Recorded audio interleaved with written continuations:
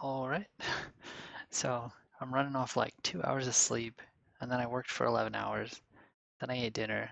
Then I went to the coffee shop and studied Russian, and now I'm back home trying to record a video. So I'm a little bit tired, and I would probably make some mistakes with my Russian. I'm probably gonna make more because I'm tired, but the video will still serve its purpose. So my point is, I just wanted to demonstrate another language study method. I think this is interesting for a lot of people that study languages, is to show the tricks and tips and things that they figure out. And so this is something that I did the other day, and I found it very helpful. Um, and kind of, I guess, to give some credit, what spurred me on was this video. I can't remember his name, but he's a guy on YouTube that's famous for speaking Japanese really well. Like he's a white American, and I guess he speaks with a really good accent and everything. So if you just try to look that up, you'll probably find him. I can't remember his name, but yeah. So anyway, he speaks really well, and he mentions his method, which is partially from uh, the way the linguist Andrew something, I think Andrew Kaufman, if I remember right, and then also Stephen Krashen as well. He references Krashen a lot, but anyway, the point is, so he talks in some videos, really good videos about how he did it, how he learned to speak so well, and he credits anime. So he says that he watched countless hours of anime, and he really speaks to encourages this method by Stephen Krashen, who's pretty famous. He was in my second language acquisition classes, second language teaching, for teaching foreign language classes, and he was mentioned quite a bit, and my teacher really liked him, and he's really influential. And so he advocates basically just comprehensible input. It's that simple. You get input, um, listening or reading that you can understand, and you just do that for thousands and thousands of hours. And that's basically how you do it. And then the goal is to do just slightly above your current level of ability. So like you don't want to keep sticking with input that you understand everything that's being said. You want to push yourself a little bit, but you also don't want to push yourself to the point where you try to tackle something that you don't understand hardly anything that's being said. Not that those things are bad, but the goal, the place where you will excel the most is with uh, input that helps a little bit. But anyway, the reason I mention that is because then in his video he addresses the question, well, what about learning to speak? And Krashen mentions that he thinks that he, at least in the video I watched, maybe he says different in some books or some fuller lectures, but in the video I watched of him, he mentions that, it's unnecessary. Um, Everybody's brain's totally different. For me, it's very necessary because um, I I only excel at what I practice, what I intentionally focus on and practice. I'm not passive learner at all in anything, and so when I was a beginner, I spent a lot more time on speaking pronunciation and actually not very much time on input. And so my speaking ability was better than my listening ability. And obviously, that can't be completely true, like, because you can't say something if you can't also understand it, really. But it was to the point where I couldn't understand much more than what I could say. They were almost equal, where typically people, even in native languages, can understand way more than what they can say. So now I've been putting a lot more practice into input, and my ability to produce is getting it's dropping off pretty hard. So I need to step that up. And anyway, so what he advocates, and this is what I was doing as well, is writing. And so input, whether reading or listening or watching videos, um, and then to get your own speaking ability, writing, and then this thing he calls shadowing, which I've done that too. Um, I've been doing that some recently too, but for me, I find it helpful, but I only find it helpful to do it once every couple months. It's not something I want to do all the time, and it's just where you literally try to listen and repeat at the same time. Um, so enough on that. That's the reason I was doing this. I was writing, but I noticed something that I did something a little extra. So a lot of times with language study, it's not about the basic idea because you go listen to 10 people talk about how to learn a language and pick up on what they say, and you'll probably get almost everything you need to know about how to learn a language as far as the big picture and the general sense. The trick is finding the ways to sneak in those little extra bits that you need, right? And that's very personal on a personal level, and that varies. I'm pretty sure anyway, it varies from language to language. I've spent most of my time now studying Russian. I've studied other languages, but not really enough to make a comparison. So yeah. Anyway, enough on that. So basically, what's going on here is so to give some context, and some of this is going to be in Russian, and I'm not going to translate. So if you don't know any Russian, that part won't make sense. But at least you got something out of what I just said now, and I'm about to explain the method which you could use for any language. So I walked from my apartment to the coffee shop. It's about a 10-minute walk, and the coffee shop actually sits inside a large mall.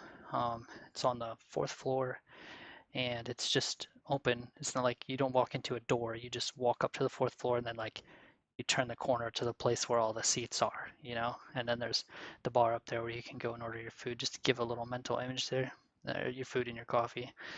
And I like it there. It's pretty cozy. They always have empty seats, which is one of the reasons I go there.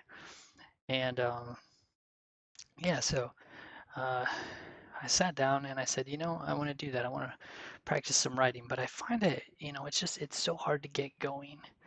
And so this is what I did. I was like, I'm just gonna write about my trip here. And so these are what is this, one, two, three, four, 6 sentences that I compose. They're very short, they're very simple, they're very basic. And more or less, it's things that I very easily know how to say. There may be some mistakes in there. I didn't check them for mistakes, but um, I know that I said it at least well enough that someone would have understood what I was saying, and I'm pretty sure that my sentences here are correct. They're very basic, and they're also very, I don't know how to say it. I tend to talk like this actually in Russian. This is still one of the things I need to overcome. The sentences are not very well connected together. They're not interconnected. It feels like sentence, sentence, sentence, sentence. And so that's how I'm comfortable. And so, I wrote it out. I wrote how I was comfortable, and that's how I wrote. I said, "Я шел в кафе, скоро будет дождь. Я заказал горячее молоко. Я сидел недалеко от красивой девушки. Она говорит на телефоне. Они говорят на английском и на русском." And I just kind of described in some very basic with very simple, very well understood vocabulary what was going on. And then what I did was I took a little break and I actually studied some flashcards that I've been doing on Anki for vocabulary and some other things that I could have done. I could have taken a break and watched some videos, preferably in Russian to keep my mind focused on Russian, but to give a little break from the task at hand, or if you prefer reading, which I really don't, honestly, but if you do, you pick up something and open up a web page, open up Wikipedia, whatever you like, and start reading. Then after you take your little break, you come back to it and you say, okay, how can I rewrite these sentences? And for me, this is the beauty. This is the really like the thing that really helps me a lot because now that I look at each one of these sentences, there is so much potential here to build off of this and to practice different language skills. So in Russian, the grammar is one of the major challenges of the language. The grammar is just really hard for native English speakers. And so I can tweak these things. I'm not really going to be so concerned now with whether it fits the reality. This happened to fit my reality, but I don't care now whether it fits the reality. I'm just going to focus on whatever I want to focus on. I'm going to change some words just to practice. For me, it helps when I use a sentence and flip in and out different words. Like "Я шел в кафе", "Я шел в магазин", "Я шел в парк", and it just helps. Or "Я ходил в парк", "Я ходил в кафе", "Она шла в парк", and just to kind of change those forms up. And to be honest, as you heard, I just did while I'm writing, just to sit there and do that verbally out loud or in my head between sentences also helps. The whole goal is just to practice producing sentences. And I can also try things like add conjunctions, make the sentences longer, more complicated, and so on and so on. Now I'll try to to do some of that. So this is where I'm much more likely to make a mistake. And basically what I did, I'm gonna try also not to use the same sentences that I used before, which I don't remember them at this point. Um, I'm just gonna, take each one little sentence as kind of my springboard, my template, and try to add to it. The other day I had a list of vocabulary words with me that are the words that I've been working on in Anki, and I tried to throw in some of those. I didn't look up the English equivalent. I just, if one I remembered what the meaning was, I just tried to use it, help cement it in. But so let's see.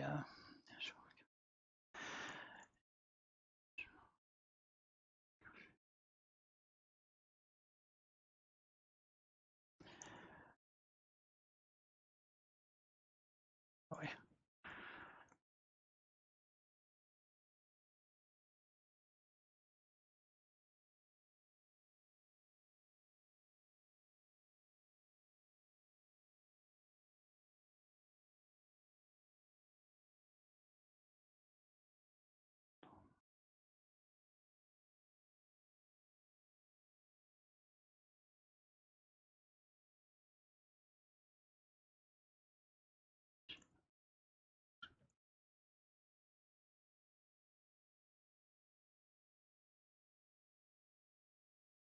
And here's actually something. Um, so here's something that I knew as I was typing that I don't know how to say that grammatically. I can think of two ways that I would guess maybe you would say it, but I actually don't know if either one's correct. And this is good for a couple reasons. One, because now if I wanted to, I could take the time to look up how to say it or throw it into Google Translate, and that's usually pretty correct, especially, I mean, at this point I've been studying for a long time, so I know most of the hang-ups that are in Google Translate, so I know to work around those ones. And or even if I don't do that, I thought about it and I thought, oh, there's a problem. I need a solution. So later, probably not, but maybe when I'm listening to something, I'll notice. Or maybe if I do come across the explanation, I'll remember it because I already have this this inner desire to know it, right? And so that's I said, "Когда я ушел на улицу," and there's several grammatical things I'm not certain about in here. Я видел, что скоро дождь будет падать. And that is kind of a big deal. I don't know whether I should say что скоро дождь будет падать. Actually, I'm not sure about that verb either, if I should use that or shoal. But anyway, I'll just stick with that. Uh, or if I should say что скоро что скоро дождь падал бы. Something like that, or there's a few other options grammatically that I can think of as well. Um, so yeah, and then uh,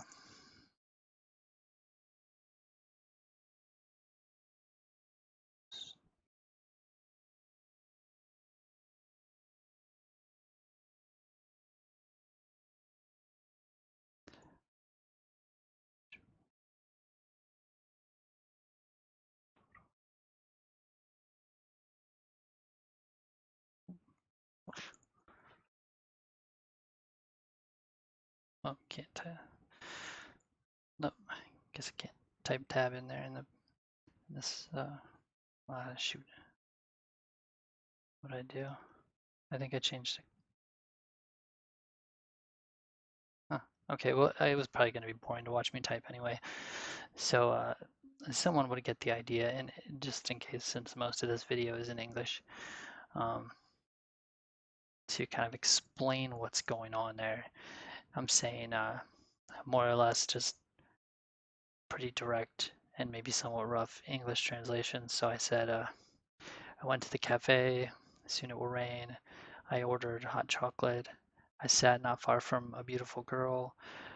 She spoke on the telephone. She is speaking on the telephone. I changed tense there. Um, they are speaking in English and Russian. And then over here, instead of I went to the cafe, I said, I went to the cafe in the morning because I slept poorly. Instead of soon it will rain, I said, when I went out into the street, I saw that soon it will rain. And instead of I sat, um, I sat near a beautiful girl, I said, I sat on a stool in the cafe. Why did I sit on this stool? And then I was gonna talk about the girl. And then afterwards, I would have talked about speaking on the telephone, and then I would have talked about speaking in English and Russian. That was actually very interesting to me. She was in an interview. It was a job interview in the cafe, and the first part of that conversation was in Russian, and then the interview was in English. And since I know both, it was pretty interesting to sit there and eavesdrop. So anyway, yeah, and then I wouldn't just do this twice actually when I did it on my own. So the second time here I tried to still stick with stuff I didn't have to look up. The third time I would have taken the time to try to make things more complex and really throw in vocabulary I don't know, and I would have looked up vocabulary. And if it came to a grammatical thing, I personally don't have a better way. I don't have my grammar book memorized to where I can look up in my grammar book how to do something. So I use Google Translate for getting that down. Or sometimes if the grammar's pretty tightly associated with a word, I can look in my dictionary and it will give me the grammatical thing that I need in part of the definition of the word.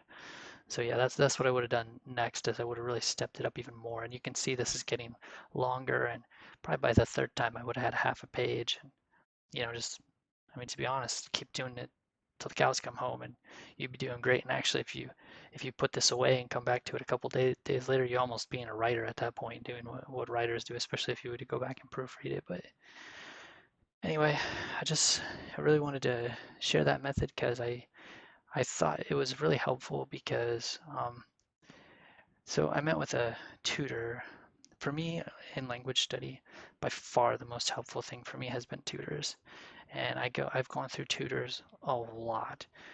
And sometimes it's because I found either bad ones or just ones that really didn't fit my style and what I wanted or needed. But also because talking to the same person for for 6 months in a row gets pretty boring. So in one-on-one lessons, I find it very helpful to switch up my tutors regularly. And then you can re-go back to a lot of the same content, a lot of the same questions. Most tutors won't revisit stuff that they've already covered because, I mean, for them, they're not learning the language. They remember, okay, we've already talked about this. Oh, we've already talked about this. And it's, it's boring to them. But yeah, so this is a lot like that. You can revisit.